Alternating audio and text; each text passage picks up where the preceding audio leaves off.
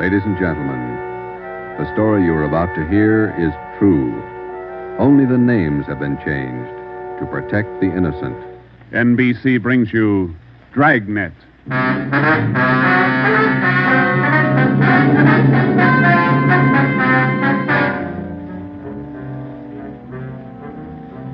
You're a detective sergeant. You're assigned to homicide detail. A gang of quick-trigger gunmen have moved in on your city. They've given public notice that they'll kill the first cop who tries to take them. You know the risks. Your job, apprehend the suspects. Dragnet, the documented drama of an actual crime, investigated and solved by the men who unrelentingly stand watch on the security of your home, your family, and your life.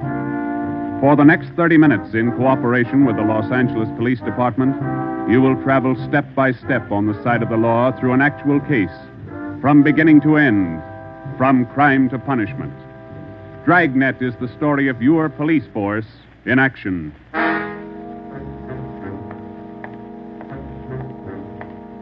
It was Wednesday, April 17th. It was warm in Los Angeles. We were working the night watch out of homicide detail. The boss is Ed Backstrand, chief of detectives. My partner's Ben Romero. My name's Friday. I was on the way back from the record bureau. It was 4 minutes to 6 when I got to room 42. Homicide. Hey, Ben, I pulled a package on the Raymond killing. And that proves you can still read, Friday. He said it, Joe. Your pal, Fred Lindsay. Hiya, Fred. What's doing? Busier than you are. We know what we're looking for. Just having a little trouble finding them. That's the way it is with automobiles. They misplace so easy. Not normally, they don't. We got a small-size epidemic on our hands. Well, don't let us keep you, Fred. Just ducked in here for a breath of calm air and to invite you to dinner for the last time. The wife and I are still waiting for the first time. How about it, Joe? Ruth's got a new pressure cooker. Your sister-in-law visiting you again, huh? No, on the level. Not selling a thing. Come on. Who is it this time? My cousin. But she's awfully pretty, Joe. Oh, why do you guys insist on trying to marry me off? Me and Fred went down fighting, but it kind of grows on you after a while. Now, tell me, what is it about a married man? Just can't stand to see one single man left in the world. How about it, Joe? Tomorrow night at 7, okay? Okay, tell Ruth I'll be there. It figures that he's got to run out of kinfolks pretty soon. Fine, we'll be expecting you. Got a stakeout tonight, but tomorrow I'll be clear. Anything big? Nothing definite, Ben. Just to follow up on those stolen cars. See you, men. So long, Lindsay. Joe, you'll like my cousin. Oh, never say die. What a character. You just catnip to women, Joe. Yeah. Well, here's that Raymond package. Let's check those dates that Backstrand wanted, huh? Wednesday, April 17th was just routine. A dinner date I tried to get out of, some paperwork that the chief wanted done, and a hot, sticky day. Too hot to wear a suit of clothes. Sometimes it's like that. A day starts out being routine. By the time it comes of age, it's got a personality all its own. At 10:23 that night, Ben and I were just finishing up the paperwork, and Ed Backstrand opened his office door. Friday, Romero, just got a hotshot call. What you got, Skipper? Hold up and shooting at Hooper and Esperanza, code 3. Code 3, that means red light and siren. It was 10:32 when Ben and I pulled up at the corner of Hooper and Esperanza. It was a bar in the basement of a building on the south side of the street. A radio car was there, and the two officers were holding the crowd back. A man was talking to one of the officers who turned and pointed to us. As Ben and I got out of our car, the man hurried over to us. You're the detectives? That's right, Sergeant Friday. My name's Cummings, R.L. Cummings. I own the bar. This is terrible. There was a gunfight downstairs. Come on. Where's the ambulance? One of the officers in the radio car said we needed the coroner. Did you see the actual shooting? No, I didn't. Here's the fellow that was shot. Oh, there's Jones from the crime lab. Hello, Friday. Romero. Hi, Lee. What do we got here? Pretty bad. Looks like a shotgun. Close range. He really got in the way of it. Ben. Yeah. It's Fred Lindsay. Motor theft. He was on a stakeout, Lee. Tell us about it, Mr. Cummings. You know this fellow, Sergeant? Yeah, we know him. What happened? We had a holdup tonight. 3 men. Yes, go on. Well, business was good, real good. We had a large crowd, and I was happy about that because I've been trying to sell out for a long time now. I've been showing the place to different parties all week long. I had a fella coming over tonight to take a look at it. What time was that? Oh, a little less than an hour ago, about 9:30. I see. Go ahead. It was almost time for this man to show up, so I called Eddie, that's my bartender, and I told him to kind of keep a lookout for the man because I was going back to the office to get the books ready to show. You know how it is when you want to sell a business.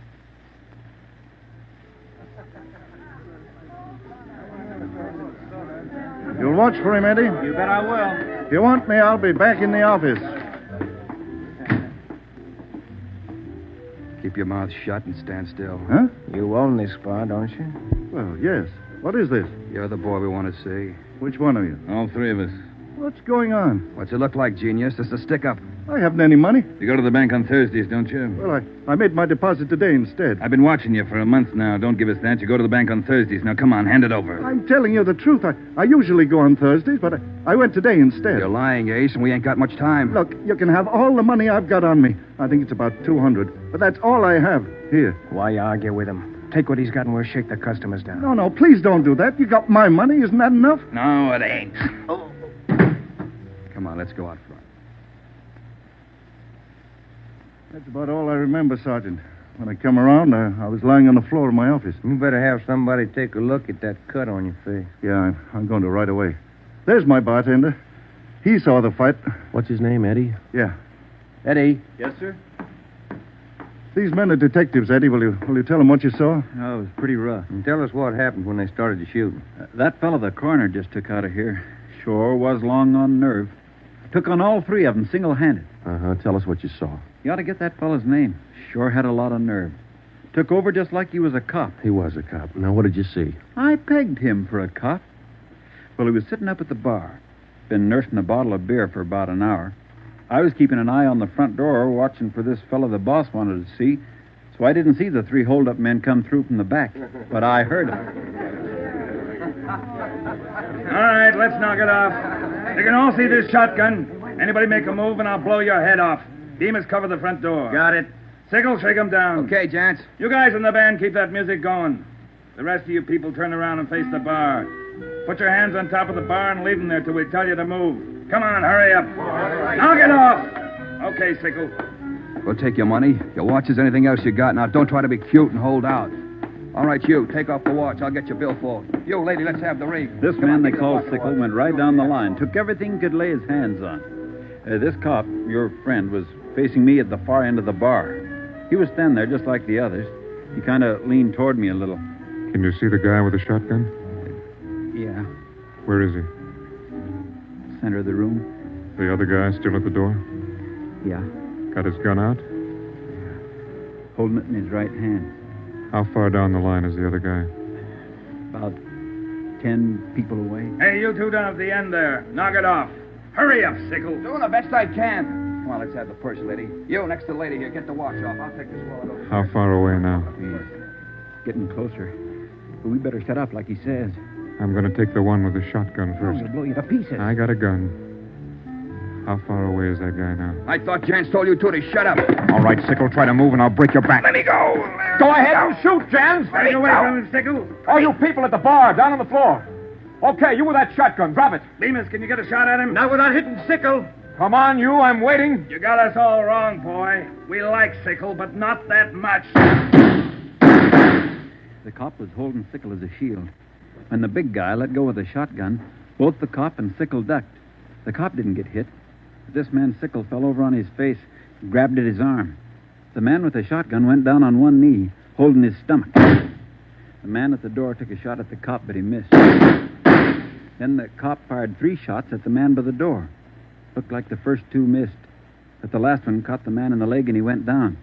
Well, by this time, the big guy with the shotgun had recovered enough to hold his weapon again. I tried to warn the cop.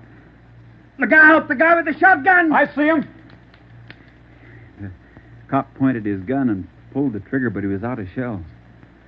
Boy, Sergeant, my stomach knotted up when I heard that hammer fall against those empty chambers. The cop threw his gun at the guy with the shotgun and then ran right at him. You know, it was just as if that cop was trying to run right down the barrel of that shotgun. I glanced at the cop on the floor, then I tried to follow the 3 of them as they made their way out of the bar.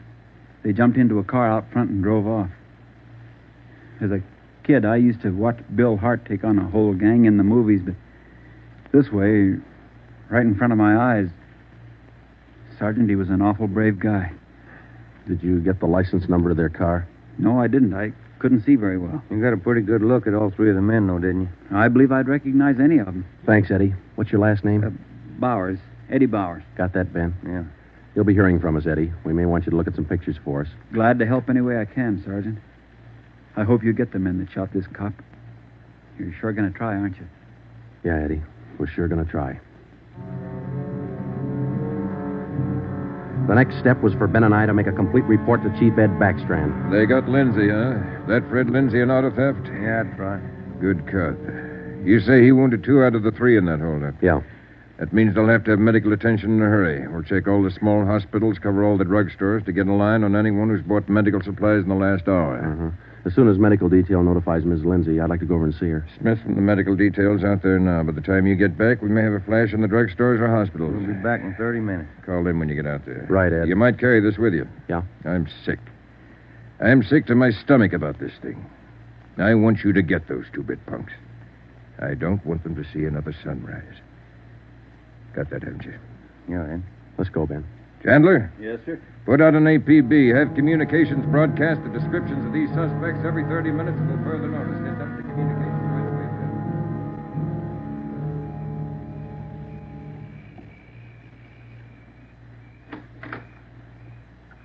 Hello, Joe. Come in. Thanks, Ruth. Sit down. Ruth, you know how we all feel. It's all right, Joe. You're married to a cop, I guess you're meant to expect things like this. He'd like that. Fred and I used to discuss the possibility of this. Used to worry about him. I used to worry a lot, Joe. All those nights when he was away and the days, I used to worry. Now I know he's safe. Anything you want or you need? Thanks, no, Joe. Anything at all that I can do? Yes, Joe. I think there's something you can do. You and Ben are assigned to this case, aren't you? That's right. Then be careful. Just thinking that you and Ben will have to face those killers. Ben's wife. Be careful, Joe. Yeah, Ruth, we will. Sure. I want to see you get the men that did this to Fred. More than anything, I want that. No more heartaches. Yeah. Thanks for coming by, Joe.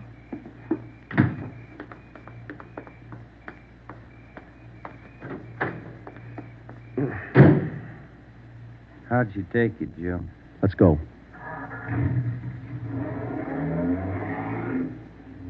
Joe, how'd she take it? You're married, Ben. You figure it. It was 11:30 when we got back to Central Division. As we walked into the squad room, Backstrand was waiting for us. Friday, we just got our first lead. We've located a druggist who said he sold some medical supplies to a man about 45 minutes ago. There's the address. Pretty close to the scene of the shooting. Hop out and see him right away. The Rex Pharmacy was exactly 14 blocks from the Red Feather Bar where the shooting took place. Rex Pharmacy was like your corner drugstore, complete with apothecary jars and shower curtains. The druggist was the same little man who's been prescribing sulfur and molasses since you were a kid in school. I'm just about ready to close. What can I do for you, gentlemen? We're from the police department. I've been halfway expecting you fellows. We got a report that you sold some medical supplies to a man about an hour ago. Yes, sir, that's right. Yes, like I was telling those other officers that were here a while ago. There was something funny about that little fellow. How you mean? Well, for one thing, he came in here sweating quite a bit. Of course, it's a warm night, but he seemed terribly nervous. Anybody with him? No, he was all by himself. What did he buy? Well, it wasn't so much what he bought, but how much. What do you mean? You know how most people buy iodine, a little 10-cent bottle.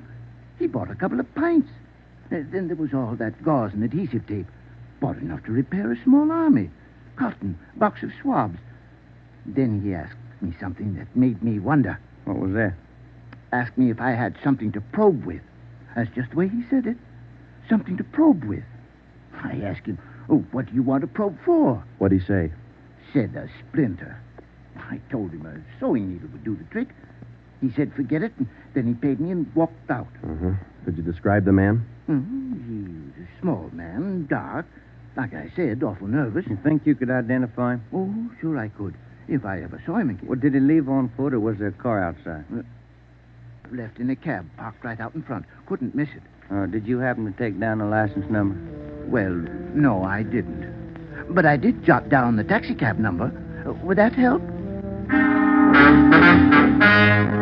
Taking down cab numbers isn't exactly in a druggist's line, but because he had the presence of mind to do that one small thing, we accomplished in 10 minutes what could have well taken as many weeks. Maybe with this small wedge, we could do what Backstrand wanted us to do. Get the killers before another sunrise. Well, it was close to midnight when we stepped into the drugstore phone booth. I called the cab company, got the night supervisor. I gave him the number of the cab, and he checked his location chart. Cab 375 was operating out of a stand at Wilshire and Greenhaven. He was the right driver, and he remembered the fare. Sure, I know who you mean. A little guy. Seemed in a big hurry. It was a long fare, though. I took him out to Inglewood. Wait till I check my log sheet. I'll give you the exact address.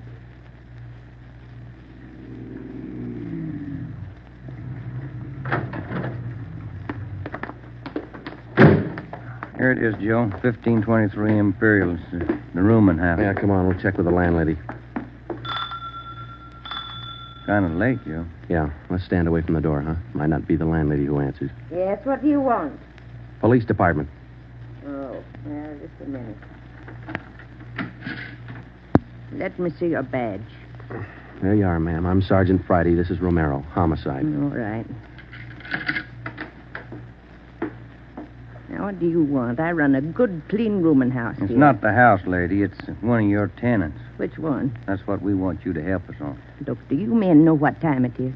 Come back here in the morning. Sorry, this can't wait till morning. Well, I'm not going to invite you in. We'll talk right here on the porch and keep your voices down. My tenants work during the day. Whatever you say, ma'am. Now, what is it you want to know? We're looking for a small, dark man. Well, I got 3 here. Could fit that description. No, he came in late tonight, about 45 minutes ago. I wouldn't know about that. I don't spy on my people. This is very important. You'll have to keep your voices down. Sorry. He's dark and he's small. Oh, I didn't just say he was dark. You must mean Mr. Tyndall. What's he done? What's his room number? He's in room 10, but I can't allow you to tramp up and down the stairs at this hour. You'll wake all my roomers. We'll be as quiet as he wants us to be. Now, what do you mean by that? Is there going to be trouble? I don't know, lady. Where do we find number 10? The end of the hall, last room on the right, and keep your voices down. If you'll just wait in your room, lady, we'll call you if we want you. Okay, here we are. If I keep the door clear, Ben, we might have trouble. Think they all in there? We'll know in a minute.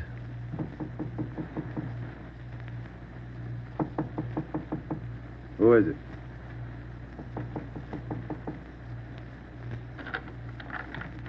What do you want?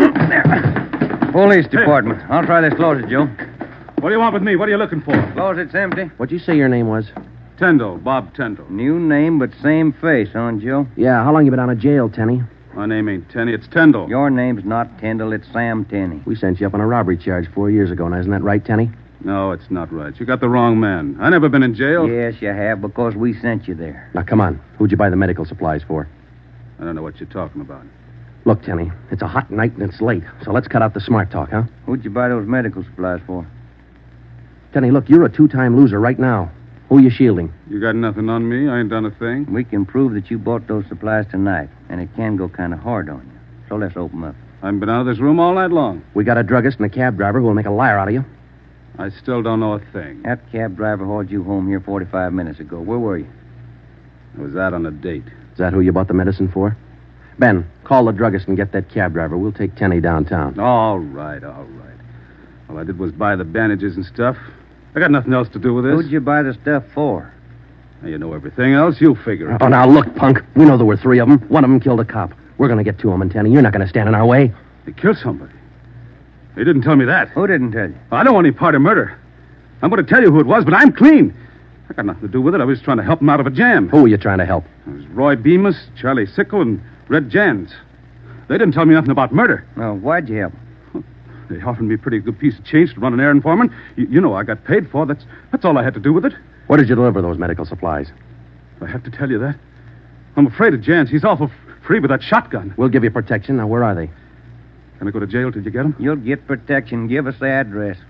It's an apartment house. Just around the corner from here. The Blue Eagle. We took Sam Tenney down to Central Division with us. On the way downtown, he told us that Red Jantz and the other two had their room at the Blue Eagle barricaded. Tenney said that they told him that they'd kill the first cop who tried to take them. Well, we knew they were wounded. He told us that Sickle had an arm wound, Bemis got it in the leg, and Jantz had a slug in his side. We figured they'd be weak from the loss of blood, and we could take them easy. You'll never take those guys easy. Sure, they lost a little blood, but they had enough fight left to stack that room. And they got enough left to kill you if you try to take them. On the way to headquarters, we stopped at an all-night drive-in and called Ed Backstrand. We told him we had a radio car watching the Blue Eagle. We gave him the whole story and told him we were on our way in. By the time we checked into Homicide, Ed had the plan all mapped out. It was 2:25 a.m. Here's the map from the city engineers. It's one city block bounded on the north by Hawthorne Street, on the south Lawndale Avenue, on the east 16th Street, and to the west 17th. The Blue Eagle apartment house is right here, on 16th and Hawthorne. West of the Blue Eagle is a private residence. South of the Blue Eagle on 16th is a vacant lot.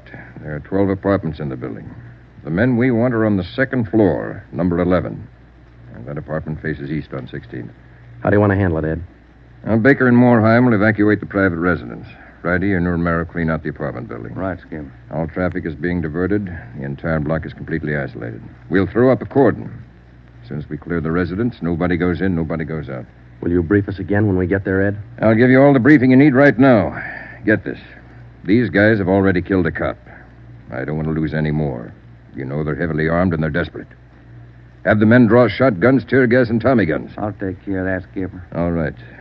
Now, we're not going in after these punks like tin horn heroes. We're going after them, and we're coming out alive. All of us. What time is it, Friday? 2:37. Not much time till sunup, is it? It was a code 2. That means red light and move fast. Backstrand figured we needed 6 squad cars, 4 men to a car, the police public address truck, ambulance, and floodlights. Ben checked out the weapons to the men, and by 2:46, we pulled out of the Central Division garage. We slid into the area at 3:20 a.m. The 6 squad cars and the public address truck took up their positions. The floodlights were rigged and ready to turn on at Backstrand's command. The machinery was set to roll as soon as we got the neighborhood cleared. Ben and I evacuated the Blue Eagle apartment house. How many does that make, Joe? Well, we've cleared 9, 2 to go. Here's apartment 10. The killers are right next door. Joe, I'd like to kick that door in right now. Take your time, Ben. We'll get to him. Quiet now.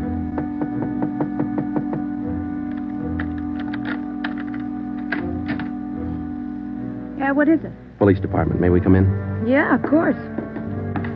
What's the trouble? No trouble. We're evacuating the building. Now, we'll have to ask you to leave by the back door. We'll notify you when to return. Please leave quietly and lock your door. What's going on? No time to explain. Thank you very much for your cooperation. Okay, now, we'll skip 11 and go to 12. Yeah.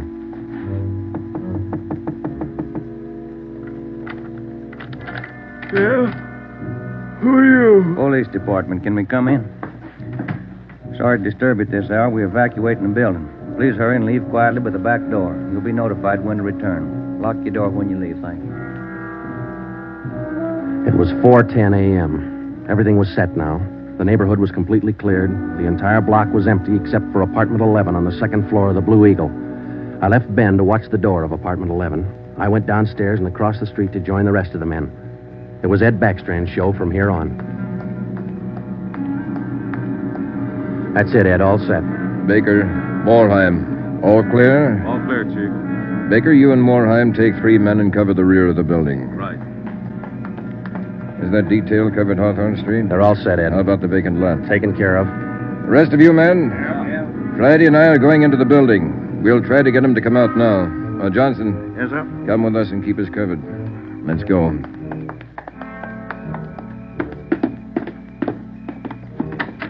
Apartment 11's up at the head of the stairs, Ed. Right. Any action, Romero? Not a thing, Skipper.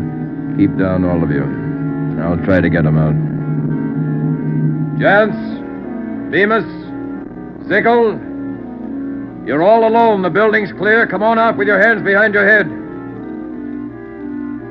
Come on out, Jantz, or we'll come in and get you. You hear me? Hey, I hear you, Ed. Come on, let's get out to the street. Johnson, cover that door and be careful. Keep down. Right, Chief. Friday, Romero, come with me. We left Sergeant Johnson to watch the door, and we ran out into 16th Street and ducked down behind the police sound truck. The floodlights hit the side of the building. Backstrand grabbed the microphone. Giants, Bemis, Sigel. You've got 30 seconds to come down out of that room. Walk out backwards with your hands behind your head. Stay together. Don't fan out. 30 seconds, gents. They're making it tough, Ed. Romero, lob some tear gas through that window. Right, Skipper. Come on out, Bemis. We're giving you a chance. That's more than you gave that cop in the bar. Come on out. That's Jance, Ed. He isn't coming out. They must have got Johnson because they're in another room. Shoot the gas in there.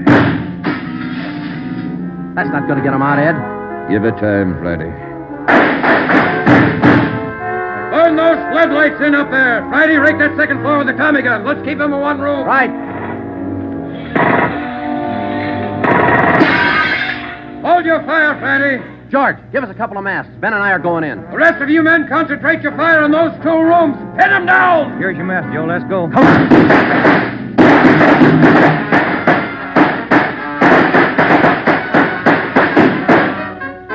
Put that mask on, Ben, and keep down. Yeah, wait a minute. Somebody coming down the inside stairs. Duck, Ben. He's got a gun. I got one, copper. Get out of my way. Stop it, you. You haven't got a chance. I'm coming through, copper. Think I stopped him, Joe. Can you see Johnson? No, it's too much gas in there. All right, you two up there. We got one of you. The other two, come on out. Joe, think we got him? I don't know. Can you see Johnson? No, Joe. It's still too thick in there. I'm going in, Ben. Cover me. Come on. We know there are two of you up there. Just one, copper. Throw your gun down the stairs ahead of you. Hurry up. Shotgun, Joe. Jance. I see him. I'll take him at the foot of the stairs. All right, I got my hands up. I found Johnson, Ben. All right, Jance, outside. Come on. Move. Put the handcuffs on him, Ben. I'll cover you. Yeah. How's Johnson? I don't know. Ed, get the ambulance crew over here. Jance, who's this other guy we got? Bemis. How about Sickle? I said just one, didn't I, copper? Never mind the smart talk, Jance. Now just answer the question, huh? Sickle wanted out of it a long time ago, so I let him out. He's upstairs. I let him out the back way. Mean you shot him? He wanted out, didn't he? All right. We'll take him in. Johnson's in the ambulance. I'll see you in the office. Yeah. Right, Skipper.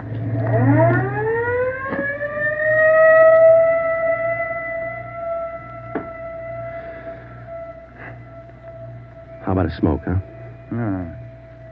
Yeah. Here you go. Backstrand said he didn't want those men to see another sunrise. Yeah. 5 minutes to 5, Joe. Sun ought to be up. Yeah. But look, Ben. It's cloudy. Guess we'll never know, huh?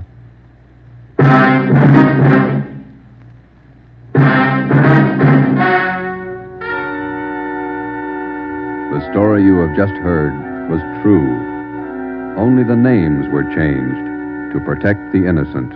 Edgar Red Jans, the sole survivor, was tried and convicted and sentenced to be put to death in the state penitentiary in the manner prescribed by law.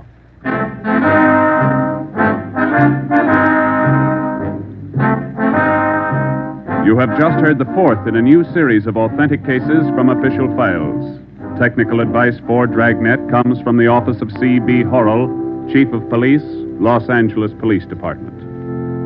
Tonight's program is dedicated to radio car patrolman Forrest E. Sawyer of the Denver, Colorado Police Department, who on the evening of March 8, 1937, gave his life so that yours might be more secure.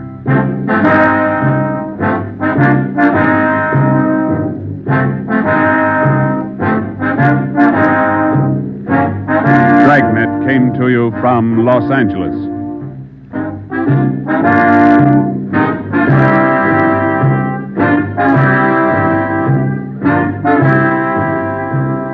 This is NBC, the national broadcasting company.